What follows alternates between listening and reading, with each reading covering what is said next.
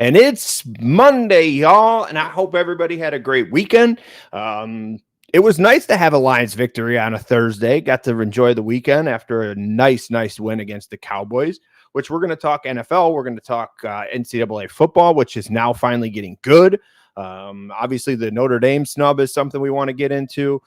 Jersey Fred's been traveling. And we got a special guest, too. But first and foremost, I got to bring on my main man, Jersey Fred, to us by Comfort Plus Heating and Cooling. Jersey Fred, what is popping, my brother?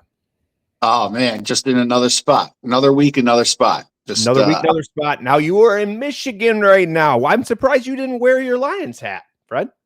I don't know if I have a Lions hat. You don't own a Lions hat. I probably don't. Probably don't. But now, so since we talked to you last Monday, you were in Jersey on Monday, then Michigan, California, now back to Michigan. Yes. Back in Michigan for a couple weeks. Couple weeks in Michigan. Did you find a place in San Diego? Yes. Found a place downtown, Little Italy section. Avi. Yeah. Went out Friday night downtown there in the Little Italy section. I'll be honest, I'll have more to say about it, but it's popping more than Mulberry Street in NYC. As Little Italy. I will say that. It's a little more. There's more to it, and there's just more traffic in there, like walking traffic. It's crazy. Like, you wouldn't believe it. So you're going to be where you're living. You're going to be walking pretty much everywhere. Like a half mile to like the Little Italy Strip, and a half a mile to Petco, which the Tigers open up in Petco. Interesting. Okay, that's a good start to the year. I love it. So, all right. That'll be that should be a fun time out there, man. I know with you're sitting here in Michigan and you're actually in your father-in-law's garage with the wall of accolades, all the accolades. I can't even fit all the accolades in the picture. You don't even have the widescreen.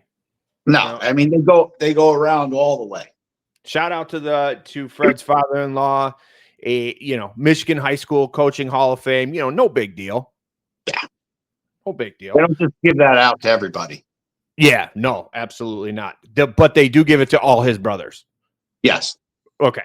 All right. So we have a special guest, Fred, because of everything that transpired yesterday in the college football. We're going to start with college football, which is out of the ordinary for us.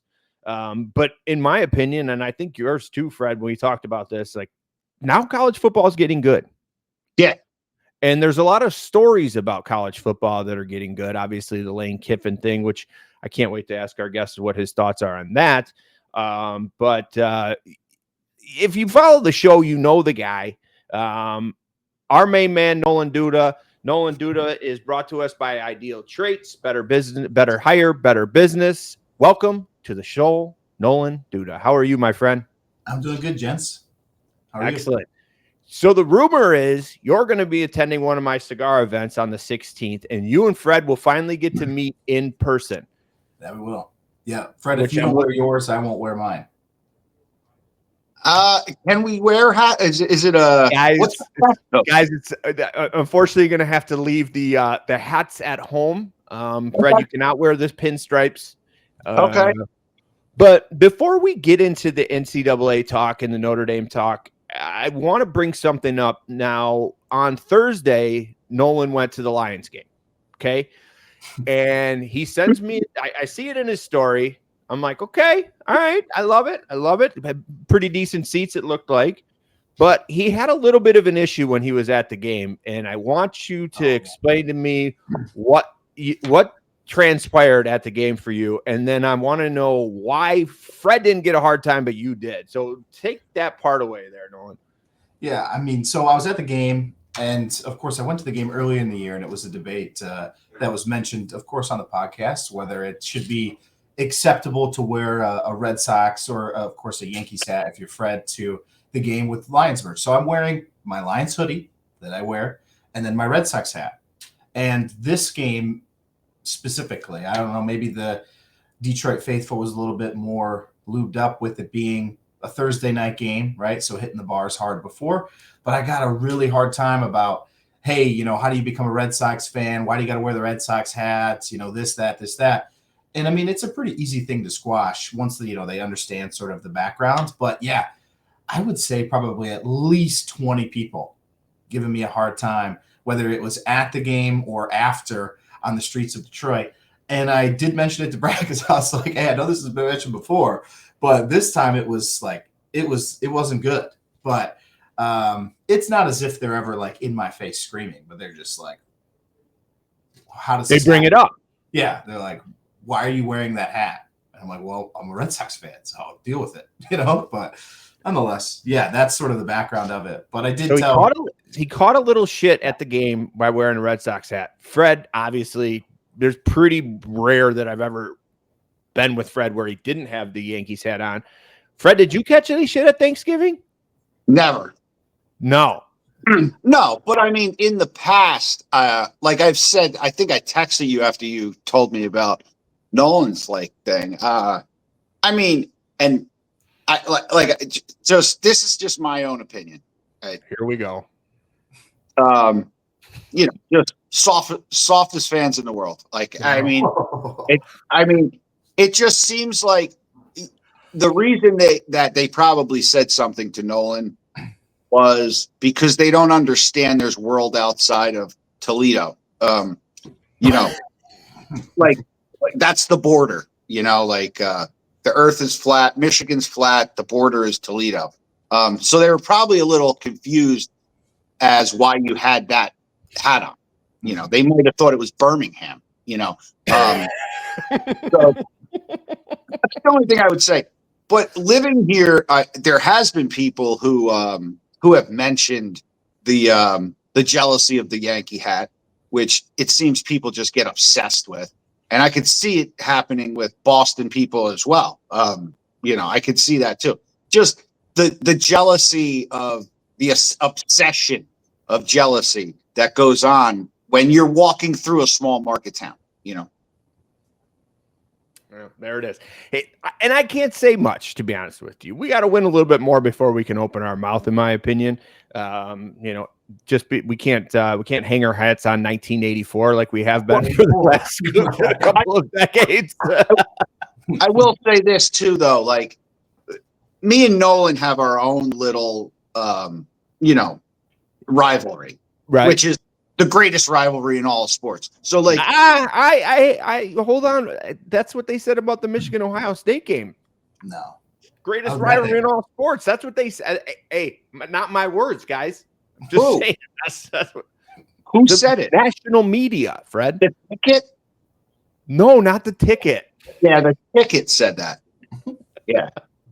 Anyway, all right, continue, what Fred. I was saying is we have our own, like, obviously Boston Yankees.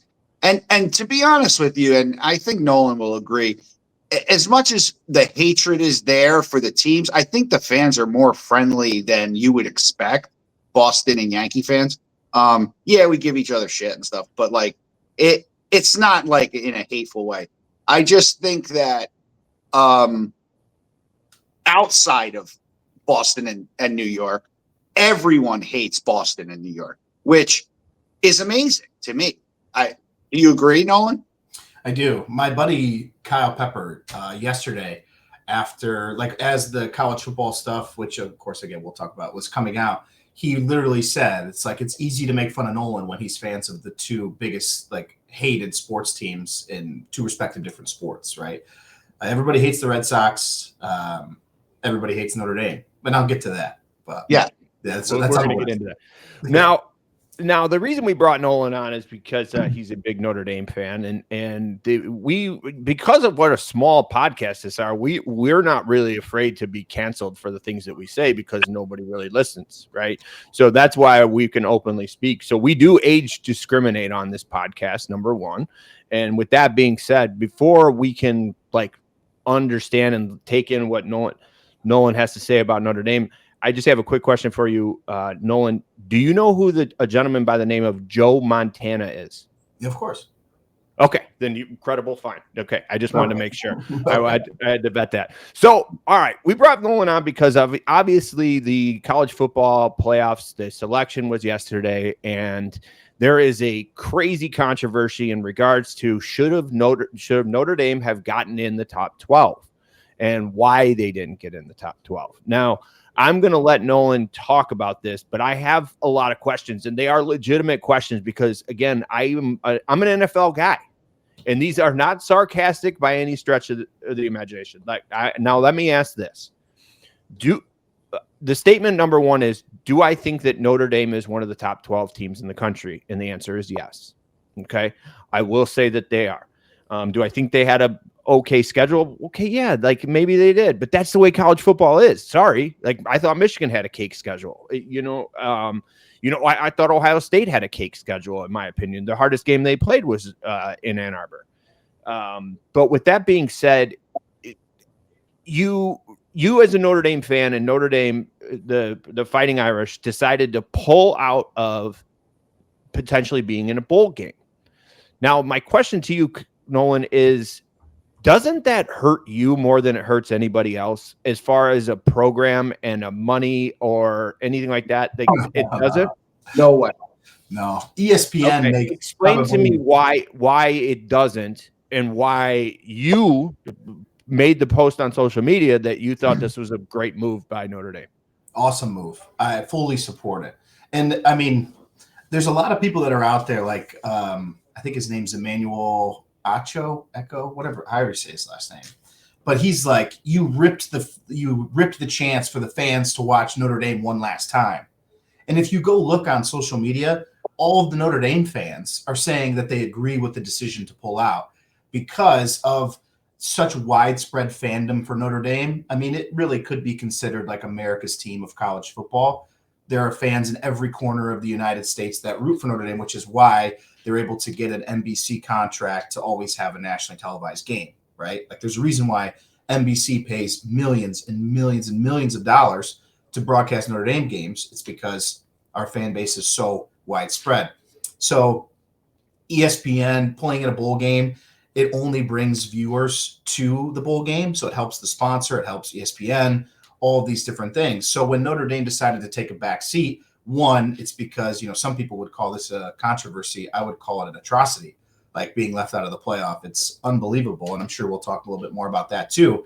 But being out of the bowl game will be just fine. There's other teams and other schools that have now come out and also declined invitations to play in bowl games. So Notre Dame, of course, is sitting front and center with this because it is the biggest talk of the town in college football right now. But you can't be like, oh, Notre Dame's crying, and then be like, oh, Baylor, you know what? Hey, they're just going to focus on 2026. There's priorities within college football. Being in the Pop-Tart Bowl is not one of them. And I think that the bowl games are becoming more and more irrelevant. And as years go on, you'll see more and more teams sit out of these games because the goal for a team like Notre Dame is to make the college football playoff. And when something like that gets ripped away from you at the last second with really no reasonable explanation, no, we're not going to go play in the Tony the Tiger Sun Bowl. We're just not going to do it. And we're certainly not going to play in the Pinstripe Bowl either. But doesn't the school receive money for playing in the bowl game? For sure. But I think go ahead, Fred. Sorry. Say that again, Fred. Notre Dame does not need the Pinstripe Bowl. They don't need the money. They don't need. I think if I could just interject real quick, I think what Notre Dame did was amazing. I said last night that more teams need to do this because it just shows how irrelevant those bowl games are. And to put somebody like Notre Dame in there, where sometimes in these games, half the players don't play. Not Notre Dame. I don't mean Notre Dame specifically, but in a lot of these irrelevant bowl games, the players hardly play here and there because they're going to the draft. They don't want. It's all the only thing that can happen is someone gets hurt. Like there's no there's no gain to it as a player, really. Yes, the school gets a little bit of money. These schools are billion-dollar operations. They don't need the one bowl game paycheck. Maybe some other teams, the Louisiana Techs of the world, or some SWAC conference, or maybe lower mid majors. Yeah, they use it, and it's great for exposure. Notre Dame doesn't need exposure. I was so pumped when they pulled out of the bowl games that I said to my father-in-law, I said, more people need to do this because it just shows how big of a joke it is. No one wants, besides betting, nobody cares about the games. And it's not betting friendly at times either because you don't know what team's going to come out. Fair. Now, would have been? Now I know that Michigan plays Texas on New Year. I think it's New Year's Eve on the 31st. And I did notice on somebody's comments on your post, Nolan, that could it have been potential that Michigan played Notre Dame in a bowl game? Yeah, 100%. Wouldn't that have been a good draw for both schools to play each other because they haven't played each other in quite some time? Or is that still not even? It's, I guess, goes against what they're doing it for. It's an exhibition, though. It's not. It means nothing. Yeah, and I think it aligns with what Fred said. Like, Jeremiah Love is not going to step on the field for that game. He's arguably the best player in the country. It's Notre Dame's running back, for those of you that may be unfamiliar. But I think if you're a Michigan fan, if you're a Notre Dame fan, you want Michigan and Notre Dame to play against each other when it means something, and when the full team is there, full strength, and you don't have people taking the game off or possessions off because they don't want to get hurt. And I don't blame them for not wanting to get hurt. But so many people talk about, the Lane Kiffin situation or just college football in general with how much Bryce Underwood's getting paid, all these different things about how, college football is becoming so much about the money. And then when Notre Dame makes it no longer about the money, they're crybabies, right? So you can't have it both ways, in my opinion. If you think that if you're a fan of hey, Notre Dame should go out there and get the check, that's great. To Fred's point, again, they don't need it. And for those of you that are college football purists and you're like, the money's ruining the game, Notre Dame's trying to take the money out of the game by saying the money doesn't matter to us. And we're standing on the principle of we should have been in the college football playoff, which, again, I'm sure we'll talk about too. So with that being said, and wholeheartedly, this is an explanation that I'm looking for because I was talking with Sarah and she was asking me these questions. And so the whole controversy in regards to Notre Dame is the lack of not joining a conference. Okay. Sure. And now let me give you what I feel is and then you tell me what it actually is. Right. So my understanding is that Notre Dame does not want to join a conference because they would have to split all their money with everybody else in the conference, being that NBC contract. So they're like, we already have a big enough draw as our own. Why would we go split our money with everybody else? And then now people are saying, well, you can't have your cake and eat it too, because you look at a team like Alabama who takes a loss not just takes a loss, takes an ass whooping. And obviously that's something we're going to talk about too, and still gets into playoffs because of why. Like, to Nolan's point, if Notre Dame fandom is that big, why is it that Alabama gets the nudge and they don't? And do they not get penalized for playing an extra game? So what's the upside to the conference, them not joining a conference? And I even text a good friend of mine and client of mine who's a huge Notre Dame fan I've known for years. And I said, maybe it's time that you guys suck it up and join the conference for the greater good. And he said, yes. The only way we could is possibly do that. Like, explain to me the whole conference, non-conference. And if we were in a conference at this year, would you be in the bowl game right now? Or I'm sorry, would you be in the playoff right now? I'll answer that last question first. Notre Dame's a top 5 team in the country, and based on the eye test, if they were playing in the ACC, it's my belief that they win the ACC, right? Anything could happen. You never know. But, Miami really got shafted by the ACC because they had a second-place tie with 5 teams, and it ended up being 7-5 Duke that got to play instead of Miami. But nonetheless, it doesn't make sense for Notre Dame to join a conference because of that NBC deal. If you don't know, you should look up how much that deal costs and then see if you want to split it across 18 teams too. Like, why would you, right? And then to that point too, as well, with the way that it's developing next year, if Notre Dame is a top 12 team in the country, which we are right now, we're number 9, we automatically get into the college football playoff. So that's moving forward from next year on. So there really isn't a reason for us to join a conference at this point. It doesn't make sense for us moving forward. Explain that to me one more time, because you lost me there. So if Notre Dame is a top 12 team right now at number 9. Yep. What was the statement after that? Next year. So starting next year, if the same scenario plays out, right, we're all the same, everything is the same, Notre Dame gets an auto bid because we're a top 12 team in the country. This is an agreement that was made between the Notre Dame Athletic Department and I believe the College Football Playoff Committee, or however that contract sort of plays out. But that was breaking news after everything got announced yesterday. So there's a couple of Notre Dame fans that I've talked to that have said that, hey, the reason why Notre Dame got chopped this year, even though they've been ahead of Miami every single week since the college football playoff rankings have been coming out, is because the committee didn't want to leave out the ACC. So they put Miami over Notre Dame at the last minute with no real explanation other than the game that was played in August, and they went back and watched film, which is ridiculous. But my gripe really isn't with Miami. It's not with BYU. It's not with Alabama. It's with the committee and how they really went about this whole process. But, I mean, you mentioned Alabama, Brad. It's the first time in 3 years that a team has played in their conference championship and has not been penalized, either moving up or moving down. First time in 3 years. Out of all of the teams that have played in their conference championships, it's the first time a team has stayed stagnant. So you ask, like, okay, well, why did that happen? Well, they got a nice win at Georgia earlier in the year, but they've looked terrible the last month. And again, you've heard the SEC constantly talk about, hey, we should have 7 teams in. We should have 8 teams in, like these ridiculous numbers. And of course, I think they ended up with 5. But, you know, coincidentally enough, the chairman of the College Football Playoff Committee is the athletic director of an SEC school. So let me ask this question, and then we're going to talk a little bit more college, and then we'll let you go. We know you got to get back to back to the grind. But like, so my question is, how is this problem fixed? Is it more teams?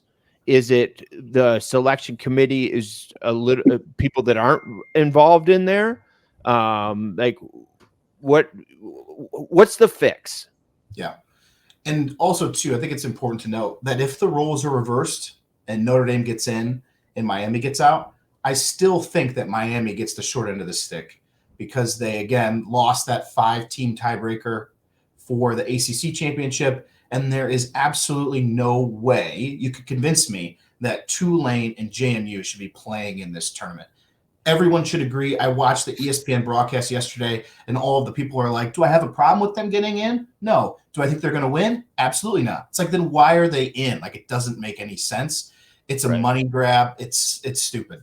But I think the way that you fix it is you get rid of the committee. There's too much subjective opinion that's a part of that when you put human emotion towards it. And you just go back off of what they used to do with, I think it was the BCS, where you take the top 12, or for what a lot of people want, including Kirk Herbstreit, is you take the top 16 teams and you make it a 16-team playoff. Because if you do that, you get Miami gets in, Notre Dame gets in, BYU gets in. Those are really and Alabama gets in. Those are really the teams that no matter which way you slice it, somebody's getting screwed. And a couple people are probably getting screwed because BYU went and played in their conference championship, got smoked by Texas Tech for the second time, and they drop. Right. Alabama plays in the game, gets smoked, they don't drop. So why are there so many inconsistencies? But there's a lot of people out there, too, that will just be like, oh, you know, it's always the Notre Dame fans that didn't go to Notre Dame. And I hate that argument because college football doesn't exist without the fans that didn't attend those institutions, right? Like, the big house doesn't fill 100,000 seats if they didn't allow the people that didn't attend Michigan to go.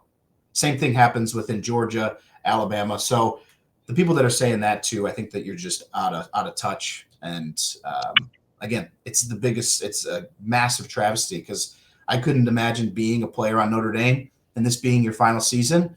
And for every single ranking that's come out, you've been ahead of Miami. And then at the last second, you're now out of the playoff. and you get that entirely ripped away from you. It's crazy how did that happen that way. I just don't understand. It doesn't make any sense. So yeah, it is a little crazy. Absolutely crazy. And that's why we brought it on, because I'm very curious. Now, there's a lot of Michigan fans out there that are going to, they hate Notre Dame or whatever the case may be. But, again, I have no dog in the fight because sure. I actually am a fan of the best college football team in the state of Michigan, who is now in the Final Four for the Division II finals. Go Bulldogs. Yep. So, but we don't talk about them because they're too good. There's no concontroversy there. Yeah, go ahead, Fred. Shout out to Western though. Yeah, Western did win. What did you say? MAC champs. So, and then, obviously Michigan fans are excited too because Ohio State choked. That field goal that they attempted to tie the game was horrendous. Like, I don't know what happened there. I don't know if it was a hold or what it was. But the fact that Indiana came back and won, or not came back, but won that game, obviously Michigan fans were excited. Let me ask you both this, and I'll start with you, Fred. Who do you think is going to win the NCAA national championship? Question number one. And question number two is who do you think is going to win the Heisman? Those are tough questions. I think the playoff is pretty open, and I agree with everything Nolan was saying about Notre Dame.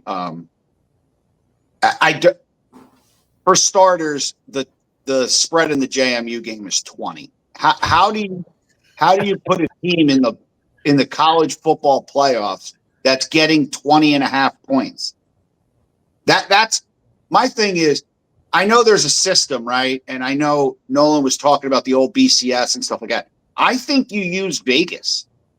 So if a team, you use Vegas with the odds they put out of the top 12 teams to win the national championship, and that's what you go with, because it's the same thing that happens in March Madness. They advertise it as the 64 best teams in the country. It's not. It's the 32 best teams in the country, and then 32 mid-major, small major college division winners. So, like, now you're doing that to college football by putting JMU and Tulane in there. It doesn't make sense. It's not the 12 best teams in the country. Everyone knows that. And like Nolan was saying, I was watching ESPN as well. They know it too. Right. So what are we doing now? Like, that's just silly. But let me get back to, okay. So question, Heisman, tough. I would love to see the kid from Vandy. That would be kind of cool. I think Mendoza, there's a couple candidates out there that look good on paper. I would love to see the kid from Vandy. Who's going to win the championship? I mean, it's open. I think if like a team like Oregon can go on like a little bit of a run, they can get things done. I'm not going to say that I'm sticking. That's my go-to, but I think teams like that, A&M. I don't think that Ohio State can win the national championship just by watching that game, and I'm not sure Indiana can either, to be honest with you. Right. Alabama's just too banged up. And I'm not making excuses for them getting rolled, but they're pretty banged up. I don't think Georgia's that good. I think it's pretty wide open right now, to say the least. If I had to choose one team, I'm going to go with somebody like an Oregon just because I don't think it's going to be your top four. Okay. All right. Nolan, what's your take on who you think is going to win it? And what about the Heisman? Yeah. I mean, I mentioned it earlier. I would love for Jeremiah Love to win the Heisman. I don't think he's going to do it. I think especially with sitting out the bowl game, I think his chances are going to go down a bunch. And I agree with Fred on using Vegas. If you looked yesterday before the final bracket came out, Notre Dame was the fourth highest odds to win the national championship. I think it was plus 800, and now they're not on there anymore. So sense. Yeah, it doesn't make any sense. So Zero. I think Vegas had us at minus 18,000 to make the playoff because, again, it was 95% chance that we do if Alabama loses in their championship game, and so does BYU. Like, that scenario played out. What I believe killed us, Notre Dame, I know I'm backtracking back to Notre Dame again, but what killed us is, in my opinion, is Duke beating Virginia.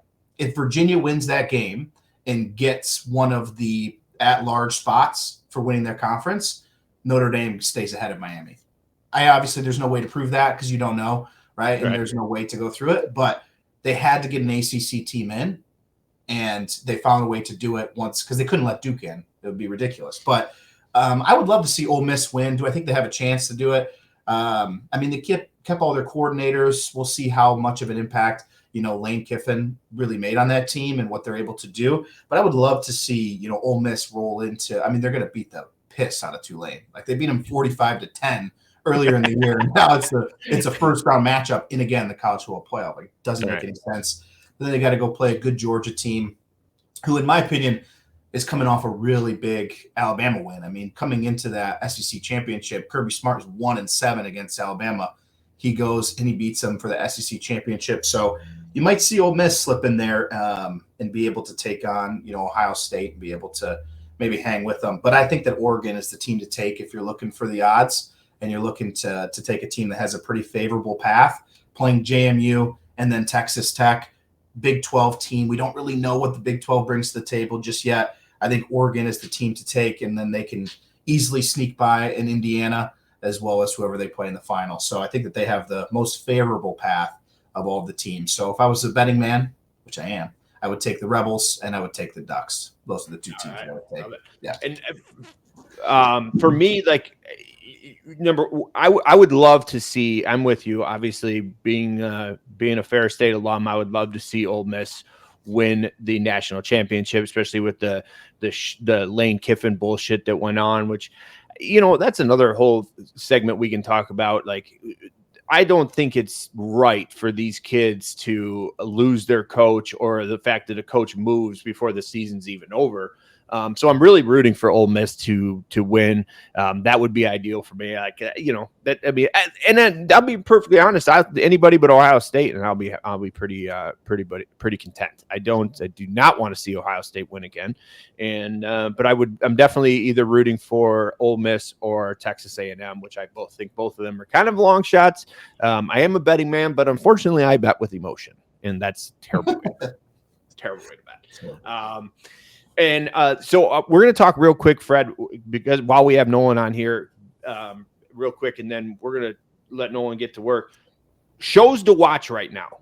Okay. I listed a couple right now. This week, I got into a show and I got Nolan to start watching it last night, and he got into it a little bit. And Nolan, how do you pronounce it? I want to hear how you pronounce it. Absentia. Okay. So Absentia is a show where an FBI agent was kidnapped, and her husband was an FBI agent as well. And for 6 years, she was kidnapped. They thought she was dead. Come to find out, she was just, captured. And now she comes out, and he's now married. It's just a crazy story. But then there's a lot of like backstory to it. So season 1, my opinion, very good. Season 2 kind of gets a little stagnant, and now I'm on episode 4 of season 3 that starts to get it back in. But it's a good watch. Season 2 is a little tough to get through, but season 3, I think, is starting to bring it back. Nolan, you watched a couple episodes last night. What was your thought on it? Yeah, I watched 3 episodes, and within 30 minutes of the first episode, I texted Brad. I said, the kid and the new wife are pissing me off, because it was like this big thing happens, right? I don't want to ruin it. But anyways, a big thing happens, and it's just that the reaction that is received from it is not – it was strange. I think it's a good show. I think, Sarah and I will continue to watch it, and we'll see how it progresses. But there was definitely some points, especially once I got through those first 2 episodes, to where I was like, okay, this is getting good. So I do recommend it. I think it's on Netflix, right? Yeah, so, it's on Netflix. I was telling Fred off camera. He's familiar. Fred, you're familiar with the show, right? You have not yet watched it. I'll get on that. How many seasons? 3. Not bad. 10 episodes a season. Not bad. Not bad. Some good watching while you're at the in-laws over the holiday break, Fred. Yes. And now Nolan recommended this movie to us. We got one more movie. Now, I haven't watched it yet. Now, it's got Coach Taylor in there. You know Coach Taylor, right, Fred? Yeah. Okay. And Diane Lane. It's called Anniversary. Now, Nolan recommended it to me when he had noticed I put in there that I went to go see, what was it, the Springsteen movie, which you did see, right? I saw that. Yep. So he recommends Anniversary. Now, I told him that all my streaming services are charging me for this movie, and I'm not, kind of like Notre Dame, I'm not giving in to the man. I'm going to hold out until it's free. That is until at least Sunday. If it doesn't come on after Sunday, I'm probably just going to break down and pay for it. But don't tell Sarah. I'm just going to pay for it and then tell her that it came on. How much are they charging for it? $9. Oh, you'll be fine. I'll send you $9. We'll do a go. Then I'm getting it tonight. I'll send you my Venmo. But tell us about this. Tell us about the movie. It's a really good movie. It's very strange. So I am a frequent movie goer. I participate in the Tuesday and Wednesday 50% off tickets, all this different stuff, right? Like he's like Doug, Fred. It's important. Stubs, yes, the AMC stubs. Yep. So I think in the winter, it's important to find new things to do and different things to do. And again, it's like an airplane. You can turn your phone off and you relax for however long the movie is, and no distractions, and kind of just reset. But through that, I get to see a lot of movies that suck and a lot of that are good. This Anniversary movie wasn't really marketed at all. So not at all. I had no clue when you brought it up. I mean, yeah, it's a movie that was in theaters within the last month, and it released within the last, I think, month or 2 months. And if you mention it to a lot of people, they don't even know about it. It wasn't on commercials, wasn't heavily marketed. I'm sure there's a couple of reasons for that I won't get into, but it is like a political thriller. So you got to sort of be able to put up with politics and sort of the way that it goes through, but super good movie. One of the best that I've seen in 2025. Of course, like you go to Twitter or TikTok after, there's people pointing out loopholes everywhere, people that just nitpick every different way that a movie could have been better. But, for what it is and for how it was marketed, I thought it was great. I highly recommend it. So if it's on the streaming service, I definitely recommend that it's worth the $10. And let's say this, you pay the money, Brad. If you don't think it's worth it, I'll send you double. So I'll send you 20 if you don't think it's worth it. I was this close to being like, I'll do it for everybody. But then all of a sudden this goes viral and then you get like 100,000 people that watch the movie. And then I unfortunately need to get back to work a lot faster. But nonetheless. Yeah, that's true. And actually, I didn't even share this with Fred, but when the Spotify 2025 results came out and talking to the show, we have a lot of overseas listeners. And, I don't know how that translates as far as it could cost you a little too much. Because we have 3 people over in Asia that listen to us, so I don't know how that would work. Yeah, we're gonna blow this thing up. I want to blow it up, man. I was in the Facebook comments marketing it, and the people are gonna want to watch because I withheld the information. And again, they love to hate. Love to hate. Again, but let's focus on one more other thing real quick, though. Yeah, I love the fact that Nolan still goes to the movies. Of course. He promotes the movies. I love it. Now, you haven't had the opportunity to meet my cousin Doug, and you would love him. Great guy. He was still the moviegoer every Friday, and him and his wife have been together since high school. So we're talking a lot of movies. And my cousin, he loves movies. Like he was straight to DVD movies. That's the kind of guy he is. He's seen every Steven Seagal movie out there. Yes. I love it. I love the fact that you're supporting the movies. Now, is it busy on Tuesday and Wednesdays there? No, not at all. And that's another thing that's pretty nice about it is you go and there's maybe a couple of other people in the theater, but for the most part, like when I went to go see Anniversary, there was one other person in there, right? So it is if it was a packed theater, which of course, depending on the movie, it can be. Right. I probably wouldn't be as appealing because there's just a lot of people moving around. People have their kids or whatever the situation holds. But what I will say is, I saw movies like Oppenheimer in theaters, and if I hadn't have seen that movie in theaters, it's just not the same, right? Now that's probably a bad example because a lot of people went out of their way to go see it in theaters. So what's funny? Funny, Nolan, is I have not watched that movie. Really? And no, I haven't. In fact, Sarah brought it up this weekend, like yesterday, actually. She's like, we need to watch it. So I'm watching it this week. I'm watching it this week. You need to watch it with surround sound for sure. I have. Oh, dude, I got a 90-inch TV with the Sonos surround sound. Like, I'm ready to go. Yeah, I'm ready to go. But it won't spend $9 on a movie, though. I'll tell you that much. Apparently not. Yeah. Might cost me. Real estate's tough. When I was living there in Lake Orion, we were doing that package thing at Imagine. Okay. Which is right by you, Brad.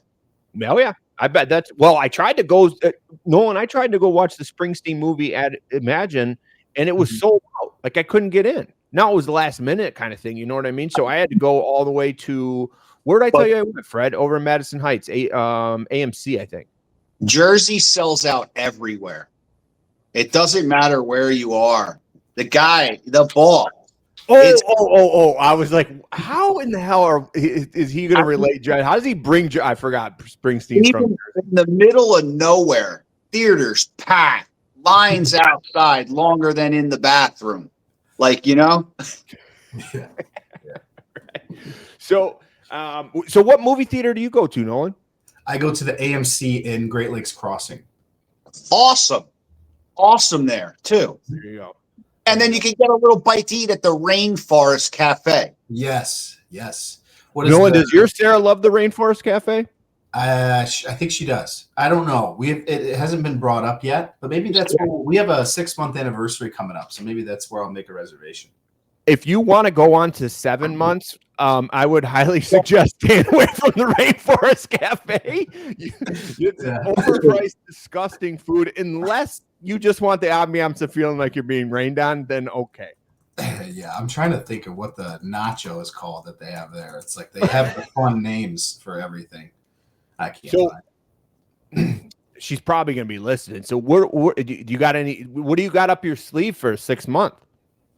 I gotta put some pen to paper. Pen to paper. Well, you Fred, know. down. Okay, great. I was going to say, Fred, what are your suggestions? What do you think Nolan should do for his 6-month anniversary coming up? But no, Nolan, when is the date? It was the 6 months from the invitational dinner. So what was that? July 19th. So January 19th.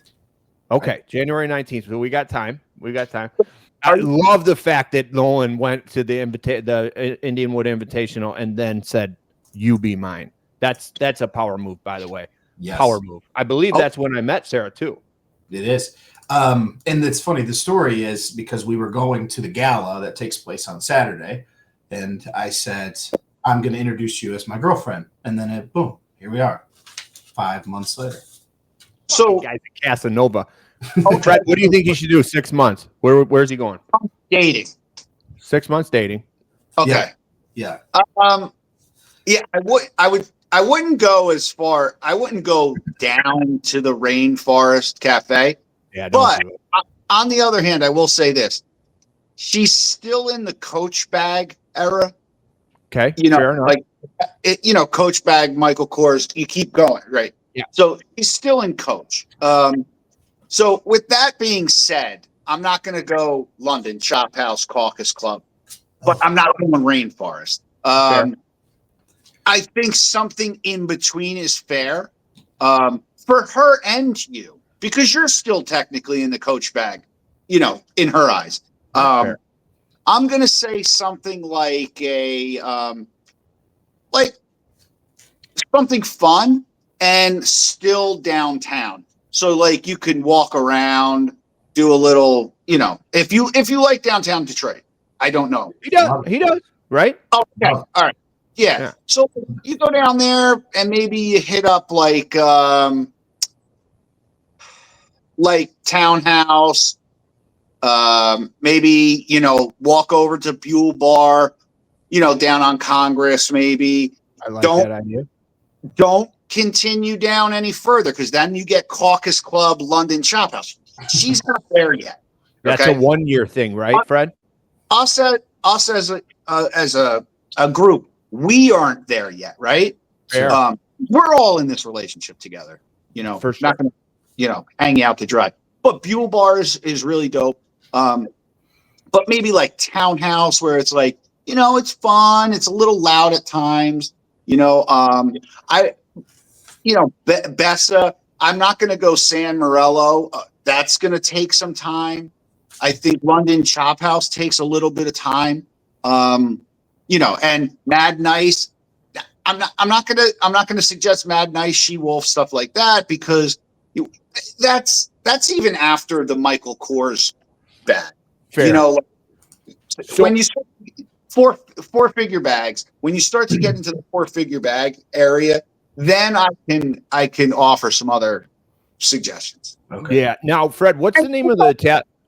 Don't take her to like that axe throwing fucking place on or something like that. Nolan's better than that. He's better than that. In fact, that's a rude comment, Fred, to think he was going to take her axe throwing. That is crazy. I didn't think he would. I'm just telling him not to. People I out think that was more or less for the people. And playing fucking frisbee in the woods and shit. Like, I don't understand. Let me hold on. For our disc golfers, that was a shot. They didn't deserve that. Fred takes a lot of shots that golfers usually are on the end of most jokes here in Michigan, which I don't hate. I get it. I hate frisbee. I've just never really thrown one, and I think it's stupid. But Nolan, do you play the frisbee in the woods? I do not. No, I prefer to play the pure game of golf. It's what you're good at, But no, I got buddies that love disc golfing, and they'll send videos of them throwing it and making it in the hoop, and I think it's great. How many of your friends are sending you big videos of them throwing frisbees, Nolan? You'd be shocked. I think you should find some new friends. Into a chained net. It's a chain to me. Oh my god, this is awesome. I do have it written down. No Rainforest Cafe. I have it written No down. Rainforest Cafe. Fred, and real quick, and then we'll let Nolan go. And I think that this is I'm with Fred. I think Bess is a great idea. I'm actually going to be there on December 20th. I'm going down with some friends on December 20th. That'll be my second time there. Fred, what was the name of that Italian restaurant that I love in downtown Detroit? Chef's Kiss? What is it? Mad Nice. No. The one in the industrial area. It starts with a Dimitri. God, come on. Well, you and I went to it together. It's amazing. Man. What? We went together? Yes, we went together, the four of us. It might be a one-year place. Nolan, I'll send you a text message when I remember it. Okay. Fred's going to remember it as soon as I get you off. I actually want to hear from Nolan after the date. Okay. Done. He's on. Yeah, we want to hear. And Nolan, here's the thing. If she doesn't like it and you plan a shitty date and she shit cans you, we still want you to come on and talk about it. I want her to come on. This is a place to be vulnerable. I want her to come on. Yeah. I want to hear from her. Now, let me tell you this, and I'm going to speak on his behalf. I did meet Sarah. She's a little shy. I don't know. I can't see her coming on here. You guys are very welcoming. You're welcoming gentlemen. That's true. Fine. But yes, she is a little bit on the shyer side. But again, when in a comfortable environment like this is with you both, she'd be fair. Yeah. Okay. But I think we should bring her on. We'll rate it, and she can give us a testimonial. Yeah. There you go. That sounds fair. Yeah. All right. Well, Steelers game too, Fred. Sorry, Fred. No, go ahead. Let's keep going. Go ahead. Steelers Lions game. Still looking. I got to figure things out. How do you get your tickets, Nolan? So my uncle has season tickets, and sometimes he's unable to make it. So then I purchase for him to transfer them. Nice. I don't know. I might want to cut that out because I don't know if that's an acceptable thing to do as a season. That is an acceptable thing to do. Okay, cool. He doesn't sell them. He gives them to family, and I pay him. Yeah. But yeah, that's all. Yeah, that's how we get them. I wish I had an uncle like that. Yeah. Yeah, I got to figure that out. I'm still looking around. It's been tough, man. I've been traveling a lot back and forth and stuff, so I don't even know where I'll be. But I will be. $600 to go see a game is going to be tough, Fred. What happened? I said dropping $600 on the game when all the traveling you're doing. You know what I'm saying? What day is it? It's December what? 21st. 21st. maybe we should just rip cigars in Beatles' garage. I mean, that's where I'll be. Okay. Let's just make that a date. I don't have a choice. We'll live stream that. We can do that. All right, Nolan, I know you got to get back to work. As always, we appreciate you coming on. Have a great holiday. Good luck. Hopefully we talk to you before the date, and then maybe we'll get an update as to how everything worked out. But shout out to Sarah for being a good sport and hopefully still dating you after this podcast. Thanks, Nolan. All right. See you guys. All right, buddy. It's always good having Nolan on, isn't it? Yes. Very refreshing. Yeah. It's something new to the pod, So with that being said, Fred, we got to get into a little of NFL. Thursday Lions played the Cowboys. It worked out well for us. I'll tell you that much. I said from the jump that if the Lions get pressure on Dak, we'll play well. And they did.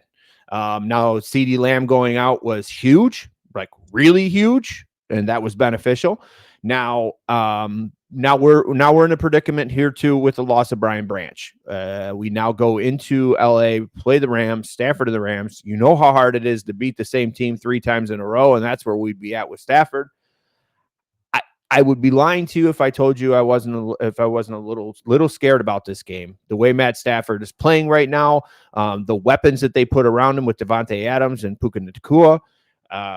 But again, I mean, St. Brown is the heart of this team. Jahmyr Gibbs is, in my opinion, should be the MVP of this year.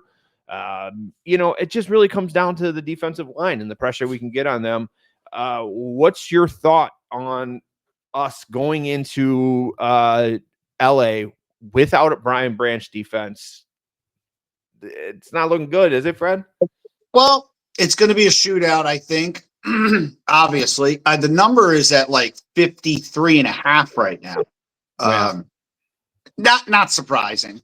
I think that I wouldn't be surprised if the Lions win that game at all. I wouldn't be surprised. I'm just a little, I'm a little gun shy.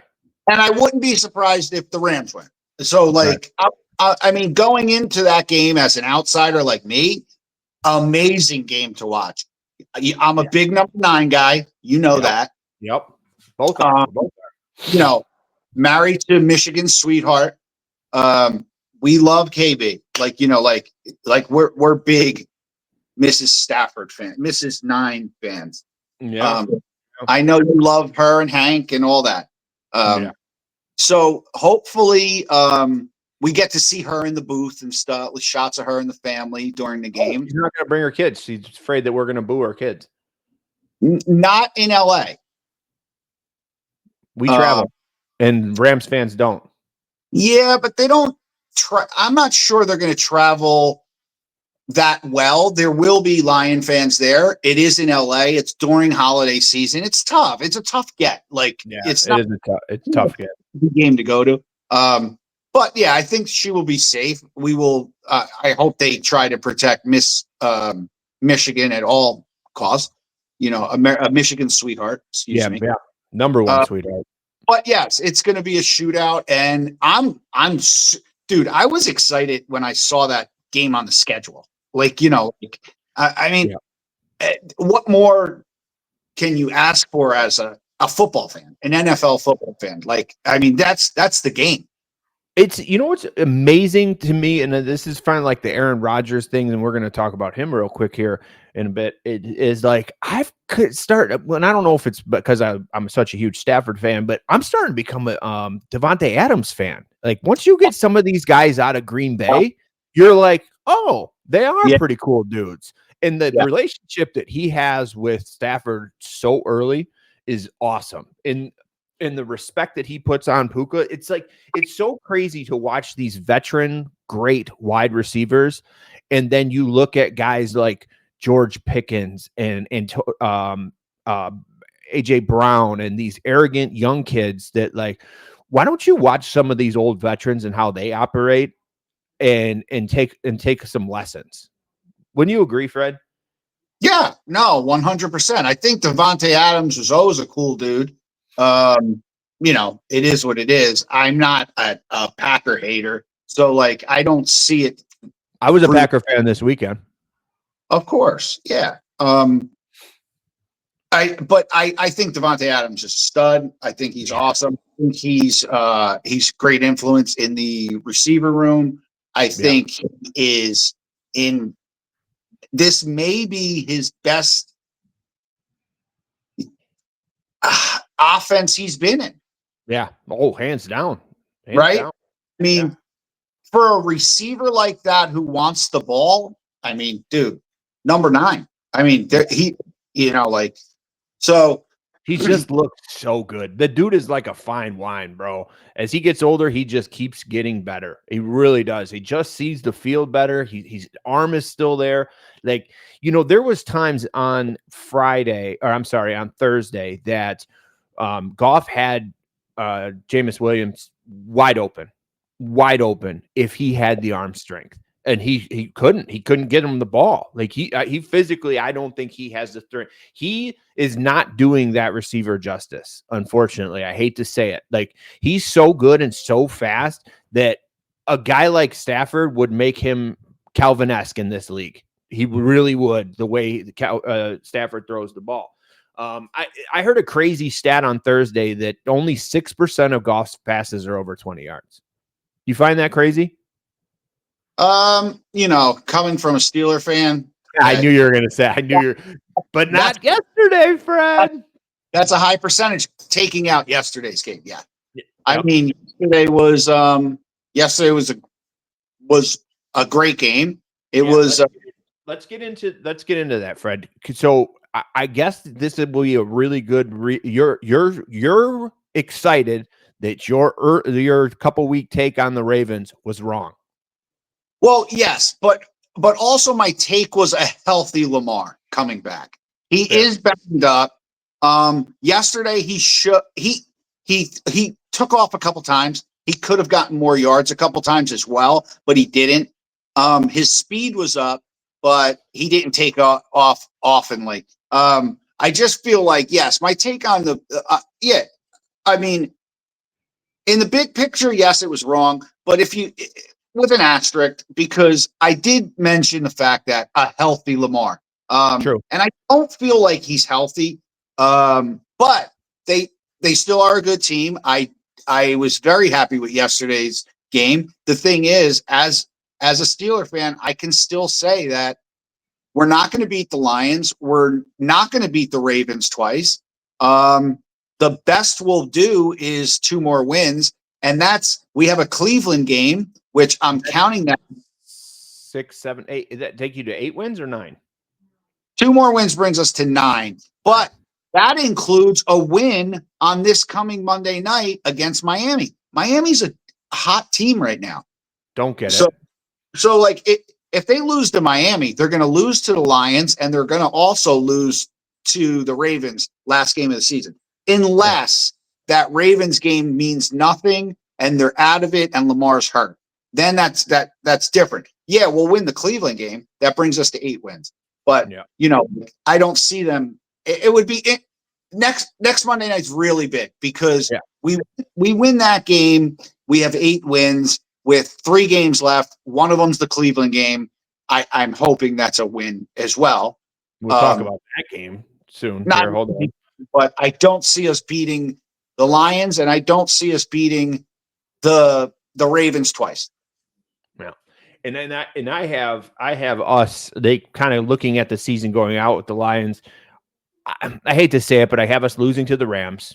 And I think that we win the rest of their games, beat Pittsburgh, beat Chicago, that we end up in 11-6, and we still make a wild card.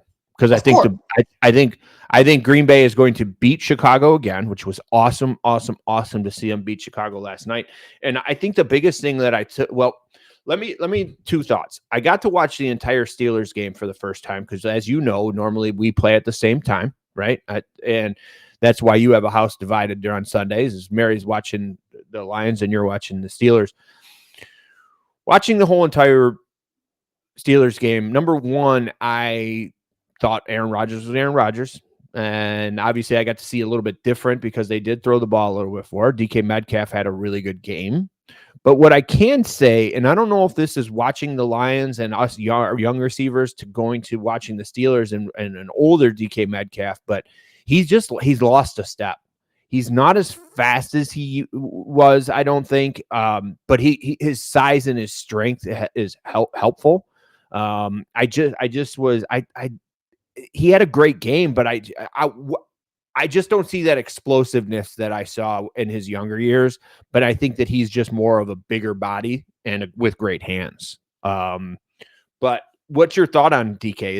Has he lost a step? It seemed like it to me. He's not, DK from 3 years ago or so. One of the reasons is he was a deep threat, and now he really isn't. Yesterday, couple deep balls. But he was in Seattle a deep threat. The problem with our receiving core is, and this just proves my point when I said that we have no number 2, and it's been like that since Deontay left, and then Pickens became the 1, and then Pickens leaves, and DK becomes the 1 because we could never have a number 2. And this proves my point. Adam Thielen started the game as our number 2. Right. So, I mean, Calvin Austin is on paper our number 2, but he's not a number 2. He's a number 3. So on another team, for sure. You're moving him into the number 2 role, and then you pick up Adam Thielen during the week, and he starts. Like, I mean, he's on the last years of his career. One other thing that I had to bring up, and I'm looking at my notes. I do think he's a good player. Yeah. I just think he's on the last 2 seasons of his career, and that's your starting number 2. There's got to be someone out there. We got the other kid from Green Bay, Scantlin. Like, come on, like. Now we have a lot of Baltimore fans too that are fans of the show. Obviously, we're kind of big in the Baltimore area and the East Coast now that you came on. But there's a lot of Baltimore fans that chiming in and said that was a touchdown. Fred, what's your take on that? I don't see how it wasn't. I mean, first of all, seeing it the first time, it's a touchdown, right? Yeah. I didn't even think they were going to review it. I didn't either. And then when they reviewed it and they came back and said, like, 3 steps, like 2 steps and a football move, all that bullshit. It's like, I don't know. I mean, as a Steeler fan, I could say if that happened on the reverse side, I would be fucking super pissed. Yeah, it was a touchdown. Yeah. I mean, I thought so too. All right. So obviously we were running long today because we brought on a guest. What about Shedeur? Shedeur, what a game yesterday. He had 3 touchdowns, I think. Yeah, 3 touchdowns, 2 passing, 2 running, 364 yards, 23 of 42. 42 times he threw the ball. And then to tie the game, they go Wildcat without him, which is crazy to me because when you do Wildcat, you're putting somebody in that is a better runner than your quarterback. But in this case, he's one of your best runners on the field. So that's not like the Lions running Wildcat and then putting Jared Goff on the sidelines, right? Like back there, right? Right. You have Monty in the backfield. Goff splits out. Totally different story. Like it just doesn't. It didn't make sense. You know what it was, Brad? It was the ego of these coaches and these offensive coordinators. That's my play, and that's it. And when we go for 2 later on today, that's my play. So, like, you as an offensive coordinator, you don't see where the vibes and the emotion and who's hot of what's going on. Like, you already have that play in your head. That makes no sense. That's what I mean. It's like read the room and understand the way the ebbs and flows of the game are going before you just lock into a play. And I feel like the only way they run that play is because the OC was like, if we go for 2, this is my play. He might have said it on Wednesday. Right. So let me ask you this question. Does this performance by Shedeur Sanders change your opinion of what he's going to be in the future of this league? Is it a sign of what's to come, or you think hey, calm down, he's just played a shitty Tennessee team? No, I think he's going to be a legit decent quarterback. I mean, I think that Vegas is kicking themselves because everyone thought he would end up there. He wanted to go there. He liked Vegas, this and that. Now Vegas, I mean, Kenny Clutch yesterday.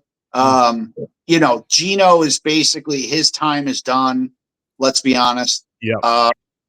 That whole experiment's done. Now they're going to be searching around for a young quarterback when they could have just had Shedeur the whole time. Right. Even if they had him behind Geno, then now you have him at least in the future. So sure.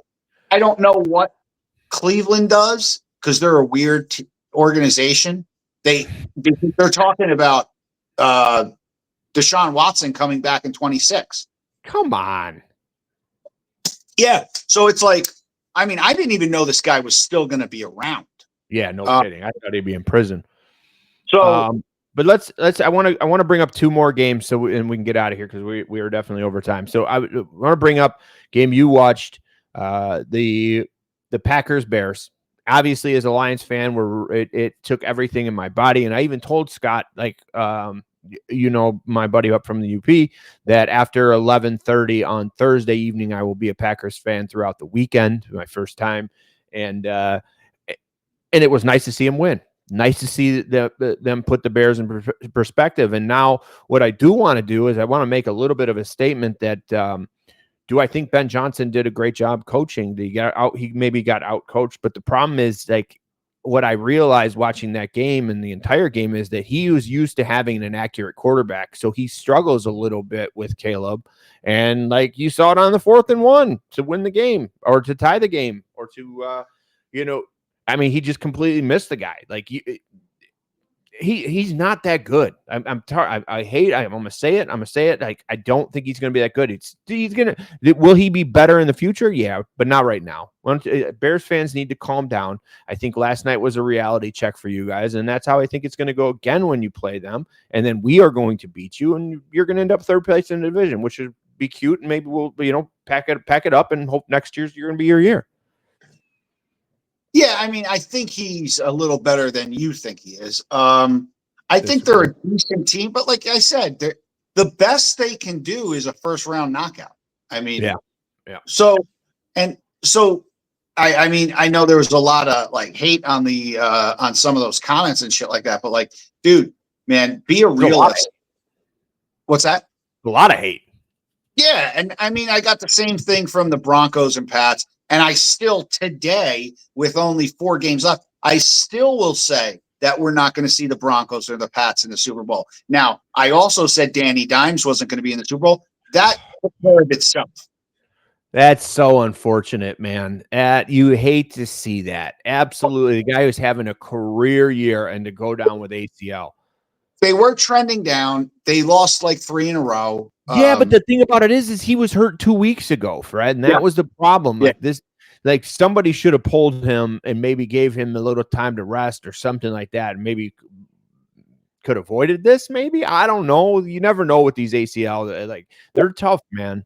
Yeah, and I still will say it today. We're not going to see the Broncos or the Pats in the Super Bowl this year. All right. All right. I think one last game I want to bring up, then we're out of here for the week. Texans Chiefs. Chiefs dynasty's over. They're officially eliminated from the playoffs. No, but I thought they were officially eliminated. No, not officially eliminated. It's going to take some help though. Okay. They have to win out and get help. So they can end up 10-7. Okay. Last question. Are you scared of the Texans defense? I am scared of the Texans defense. Me too. I think that the Texans are really putting it together right now. Beating Buffalo and KC within a couple weeks. I mean, I don't know what else you need to do. Right. So, and this is why I was saying earlier in the year, a couple weeks ago, Pats, Broncos, Colts, Steelers. No. And everybody, oh, that's crazy, all this shit. Now you're looking. You got hammered on there. I love when they hammer you. Jacksonville's in first place. The Bills still have a shot at first place. The Chargers still have a shot. They have to win tonight. They still have a shot at first place too. They're not, the Broncos are not that good. The Pats have played basically the top 10 draft choices of next year.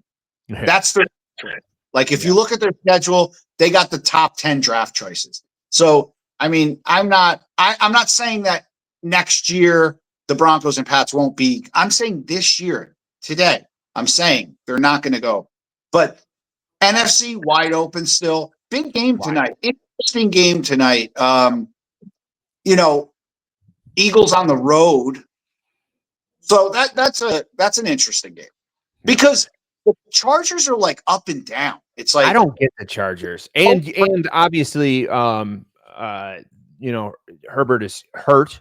He's back coming off it. It's his non-throwing hand, which obviously is beneficial. But I mean, you still need them both, man. You still need them both. And that Eagles defense, though they've struggled the last couple of weeks, is tough.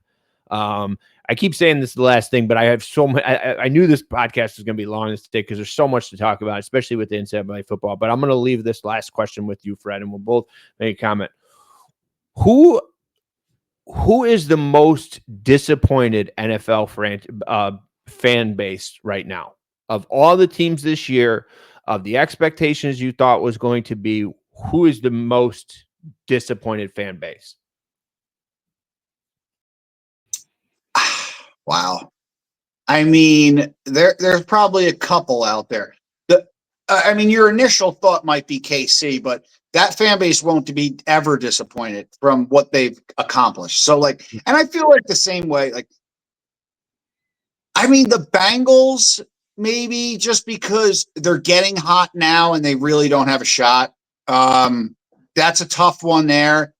I think that Miami, but they're getting hot now.